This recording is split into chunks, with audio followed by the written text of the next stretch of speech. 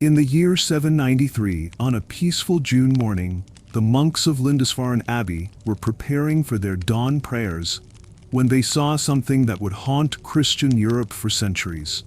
Dragon-headed ships emerged from the morning mist, carrying warriors whose very presence would shatter the sacred peace of medieval monasteries forever. Tonight, we journey back to witness how these Viking monastery raids transformed the medieval world and why they shocked Christianity to its very core. The year 793 marked the end of an era. For centuries, Christian monasteries had existed as islands of peace in a turbulent world. These sacred communities, scattered across the coasts of Britain, Ireland, and continental Europe, had grown wealthy through donations from kings and nobles. Their treasuries overflowed with golden chalices, silver crosses, and illuminated manuscripts bound in precious metals. Brother Aelred moved quietly through the corridors of Lindisfarne, his sandaled feet making no sound on the worn stone floors. Like his fellow monks, he had risen before dawn for lauds, the first prayer service of the day. The monastery was a world unto itself, where the rhythm of prayer, study, and manual labor had continued unchanged for generations. These holy men owned no weapons, trained for no battles, and believed their sacred calling protected them from worldly violence. Across the North Sea, Viking chieftains had been watching and learning. Traders and raiders returning from earlier expeditions brought tales of monasteries filled with unguarded treasure. These Christian holy places, they reported, were defended only by prayers and the goodwill of local lords. To Viking warriors, accustomed to fighting for every scrap of wealth, such defenseless riches seemed almost too good to be true. Ragnar Lothbrok gathered his most trusted warriors around the hearthfire in his great hall. The expedition to the Monastery Islands required careful planning. These raids would be different from their usual attacks on rival clans or fortified towns. The targets were wealthy but peaceful, defended by faith rather than steel. Success would depend on speed, surprise, and the terror their very appearance would inspire in men who had never faced violence. As spring storms gave way to calmer seas, the Viking fleet prepared to sail. 35 warriors crowded into each longship, their round shields overlapping along the gunwales like scales on a serpent's back. They carried axes, swords, and spears, but also ropes and sacks for carrying away plunder. These were not just warriors, but experienced raiders who understood the importance of moving quickly and efficiently through their targets. The dragon ships cut through the gray waters of the North Sea like predators scenting prey. For 3 days they sailed, navigating by sun and stars as their ancestors had taught them. The warriors took turns at the oars, their bodies hardened by years of labor and battle. As the coast of Northumbria appeared on the horizon, they could see the stone tower of Lindisfarne Abbey rising from its tidal island. Brother Aelred was tending the monastery's herb garden when he first noticed the ships. At first, he felt only curiosity. Visitors were rare on their remote island, but not unknown. Traders sometimes came, seeking to exchange goods for the monastery's famous honey and illuminated manuscripts. But as the vessels drew closer, something about their shape and the way they moved through the water filled him with an inexplicable dread. The dragon heads carved into the ship's prows seemed to leer at the holy island as they approached. These were not trading vessels with their fat bellies and single masts, but sleek warships built for speed and intimidation. The shields hanging along their sides bore patterns unfamiliar to Christian eyes, the symbols of pagan gods and warrior clans from the frozen north. The keels of the longships scraped against the pebbled shore of Lindisfarne as Viking warriors leaped into the shallow water. Their war cries echoed across the island, shattering the peaceful silence that had reigned for centuries. 35 hardened fighters moved with practiced efficiency, dividing into groups and advancing toward the monastery buildings. Brother Aelred dropped his gardening tools and ran toward the monastery, shouting warnings to his fellow monks. But many of the holy men, dedicated to lives of contemplation and prayer, could barely comprehend what was happening. They had heard stories of warfare from the outside world, but violence had never touched their sacred island. Some fell to their knees in prayer, believing this might be a divine test of their faith. Ragnar Lothbrok pushed open the heavy wooden doors of the abbey church. Inside, golden chalices gleamed on the altar, and silver crosses caught the light filtering through stained glass windows. To the Vikings, these were not sacred objects, but valuable plunder, the finest metalwork they had ever seen, worth more than many of their farms back home. The contrast between the monks' vows of poverty and the wealth surrounding them struck the raiders as both ironic and convenient. The Viking raiders moved through the monastery with methodical efficiency. They had learned from earlier expeditions that panic led to mistakes and missed opportunities. While some warriors stood guard, others systematically gathered the most valuable and portable items. Golden book covers were stripped from illuminated manuscripts, silver chalices disappeared into leather sacks, and precious stones were pried from religious artifacts. In the scriptorium, the Vikings discovered treasures beyond their wildest expectations. Illuminated manuscripts, bound in covers of gold and silver, decorated with precious stones and intricate metalwork. While they could not read the Latin texts within, they recognized the value of the materials. Some books were worth more than a warrior's entire kit of weapons and armor. A handful of younger monks attempted to protect their sacred treasures, but they were no match for experienced warriors. The Vikings, surprisingly, showed some restraint. These raids were about wealth, not unnecessary killing. Dead monks could not serve as slaves, and excessive violence might bring unwanted retaliation from local lords. The raiders preferred fear to fury as their weapon of choice. For the monks, the true horror lay not just in the theft of their treasures, but in the violation of their sacred space. Men who had devoted their lives to peace and prayer were helpless before warriors who answered to different gods. The very foundations of their worldview, that goodness and faith provided protection, crumbled before their eyes. As the tide began to turn, the Vikings prepared to depart. Their ships, which had arrived light and swift, now rode lower in the water, heavy with ecclesiastical treasures. Golden chalices, silver crosses, illuminated manuscripts, and even the monastery's bronze bell were loaded aboard. The raiders had transformed a lifetime's accumulation of sacred wealth into portable plunder in just a few hours. The dragon ships pulled away from Lindisfarne as efficiently as they had arrived. Within hours, the monastery that had stood as a beacon of Christian learning and devotion for generations was left violated and impoverished. The Vikings disappeared over the horizon, leaving behind only the memory of their presence and the bitter lesson that no place was too sacred to be safe from determined raiders. Word of the Lindisfarne raid spread like wildfire across Christian Europe. Alcuin of York, the great scholar serving at Charlemagne's court, wrote in horror, "Never before has such terror appeared in Britain as we have now suffered from a pagan race." The attack had shattered the assumption that Christian sacred spaces were protected by divine authority. Other monasteries began taking desperate defensive measures. Sacred treasures were buried or moved inland, walls were strengthened, and some communities abandoned their coastal locations entirely. But these measures came too late. The Vikings had tasted success and found the monastery's wealth irresistible. The age of easy targets was just beginning. The success at Lindisfarne encouraged other Viking crews to seek similar targets. The monastery on Rathlin Island fell the following year. Then Inishmurray, then dozens of others along the coasts of Ireland and Scotland. Each raid refined their techniques and added to their geographical knowledge of vulnerable targets. As news of their successes spread, Viking leaders began coordinating larger expeditions. Instead of single-ship raids, they organized fleets that could strike multiple targets simultaneously, making it impossible for defenders to concentrate their forces.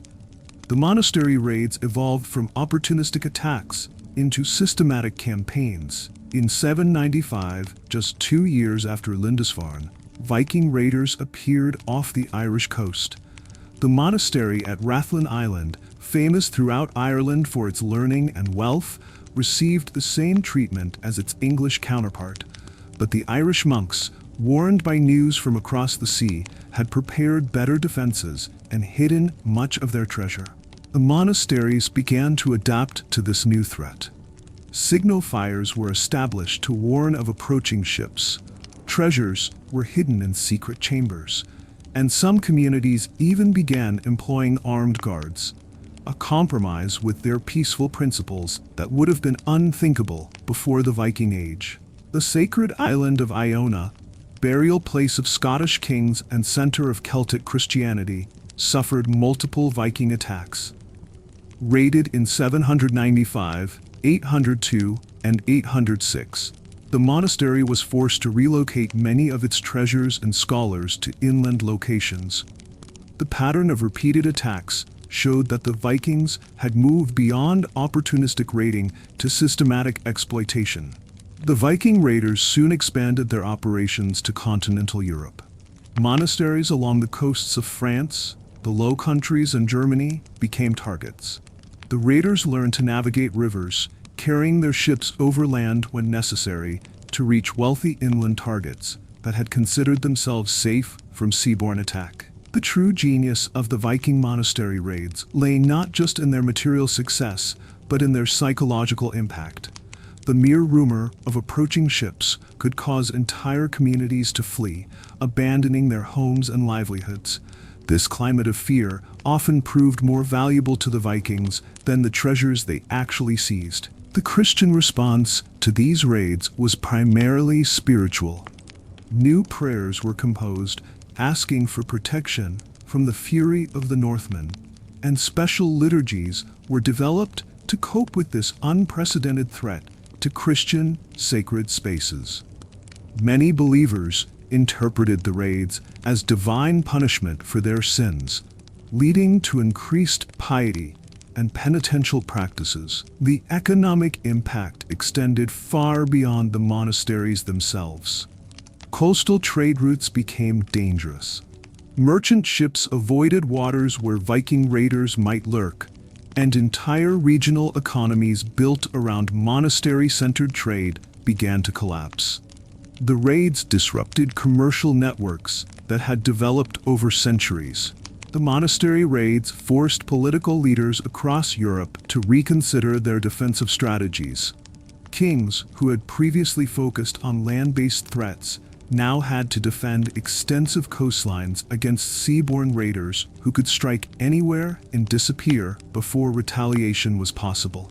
From the Viking perspective, these raids were extraordinarily successful ventures that required relatively little risk for enormous rewards. A single monastery might yield enough wealth to fund several more expeditions, creating a self-sustaining cycle of raiding that would continue for generations. Despite the violence of their acquisition, the monastery treasures exposed Vikings to sophisticated Christian art and craftsmanship. Some raiders developed an appreciation for the cultural value of illuminated manuscripts and ecclesiastical metalwork, leading to unexpected cultural exchanges between pagan and Christian traditions. The monastery raids developed predictable seasonal patterns. Vikings typically launched their expeditions in late spring, when seas were calmer and daylight longer, returning home before winter storms made navigation dangerous. Monasteries learned to expect attacks during these peak raiding months. The Vikings' technological advantage in shipbuilding made their monastery raids possible. Their longships could navigate shallow coastal waters where deeper drafted vessels could not go, allowing them to reach targets that seemed protected by natural barriers. This technological superiority maintained their tactical advantage for decades. Beyond material treasure, the monastery raids provided another valuable commodity: slaves. Educated monks and scribes were particularly prized in Viking society and in the slave markets of Europe and the Middle East.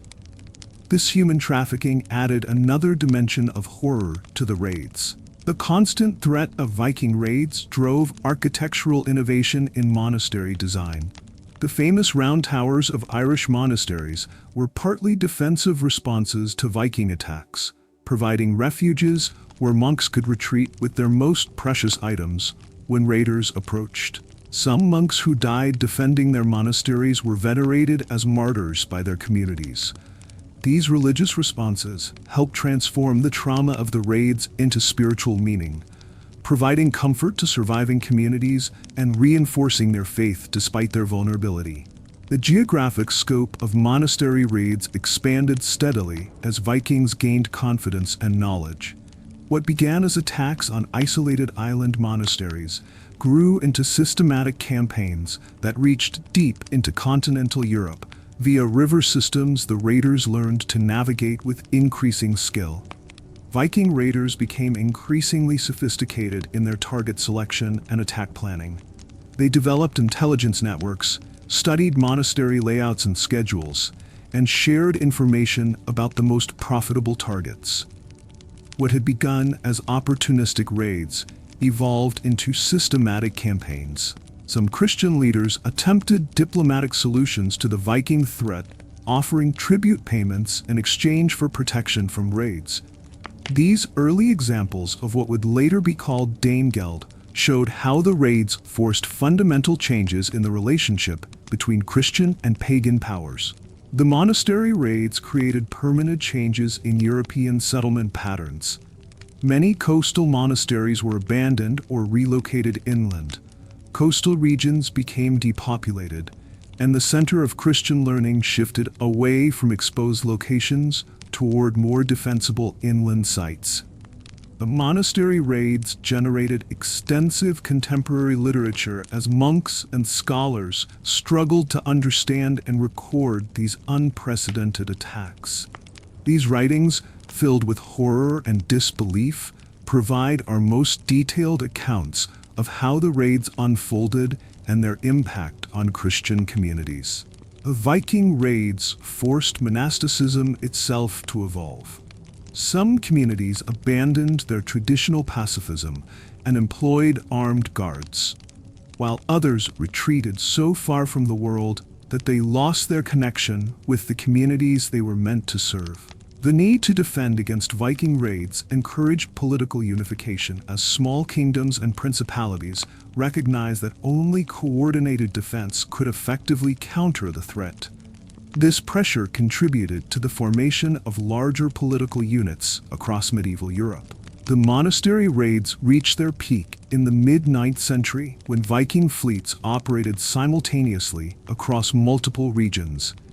During these years, it seemed that no Christian sacred site was safe from the northern raiders who had perfected their techniques through decades of experience. As monastery defenses improved and their treasures were better hidden or moved, Vikings began expanding their targets to include secular settlements, trading centers, and royal treasuries. The techniques perfected in monastery raids proved equally effective against other types of targets.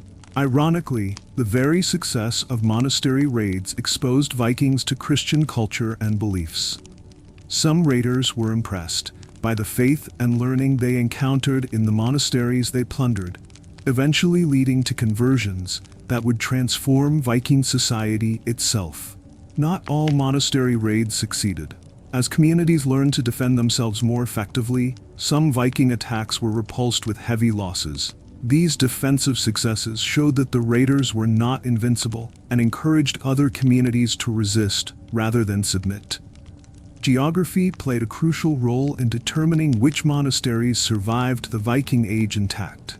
Communities located on easily defensible heights or far from navigable waterways were more likely to escape attack, while those on exposed coastlines or river mouths remained vulnerable. Surviving monasteries learned to adapt their economic practices to the new reality. They reduced displays of wealth, developed more dispersed treasure storage, and created economic networks that were less vulnerable to sudden raids. By the late 9th century, the golden age of monastery raiding was ending. Most easy targets had been hit multiple times, defenses had improved significantly, and treasures were better hidden or protected. Vikings were forced to seek new opportunities or adapt their tactics. Some Viking raiders chose to settle permanently in the areas they had previously raided, establishing their own communities and gradually integrating with local populations. This transition from raiding to settlement marked a fundamental change in Viking-Christian relations. The monastery raids left a permanent mark on European art and culture.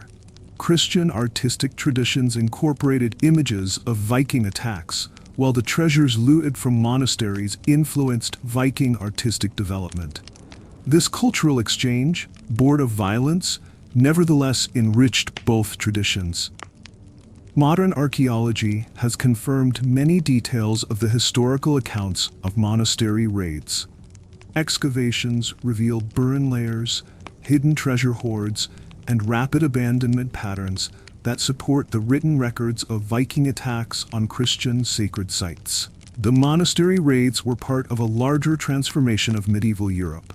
They contributed to political unification, economic reorganization, military innovation, and cultural exchange that shaped the development of European civilization for centuries to come. The challenge posed by Viking monastery raids forced medieval society to develop new forms of organization, defense, and cooperation. These innovations influenced political, military, and social development throughout the medieval period. The age of monastery raids ended not with military defeat, but with cultural transformation.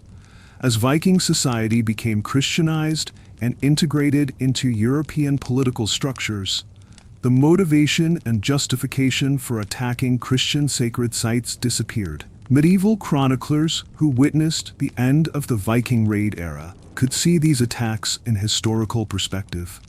What had seemed like an unprecedented catastrophe had become a transformative chapter in the development of European civilization.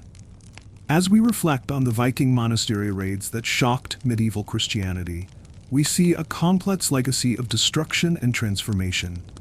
These attacks, which began as simple treasure-seeking expeditions, ultimately contributed to the political, cultural, and religious development of European civilization.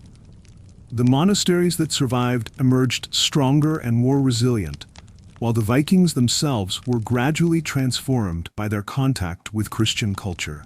The Age of Terror gave way to an age of integration, as former enemies became neighbors, trading partners, and eventually fellow Christians sharing a common European heritage. The dragon ships that once struck terror into the hearts of peaceful monks no longer prowl the coastal waters of Europe. The monastery raids that shocked medieval Christianity became a distant memory, but their impact echoes through history in the political structures, cultural traditions, and religious practices that emerged from this age of transformation. In the end, both Vikings and Christians were changed by their violent encounter, creating a new European civilization that combined the best elements of both worlds.